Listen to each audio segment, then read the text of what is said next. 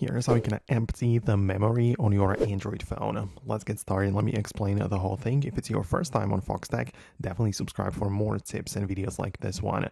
Anyways, there are more things where you might be confused about what memory is, because there is the storage as well as the memory.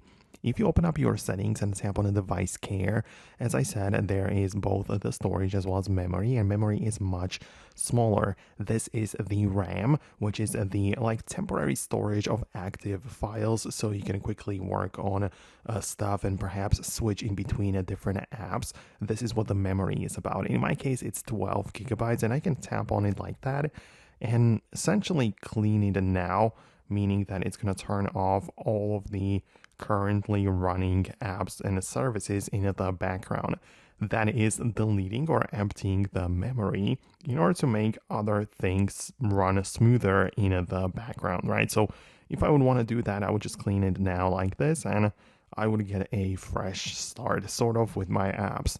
But outside of that, we also have the storage, which is, the storage of the space for your apps, videos, images, whatever else you have. And this is a separate thing. In my case, it's 256 gigabytes, and I can as well manage it right here individually. And there are some suggestions like unused apps, which I can get rid of, or large files, trash.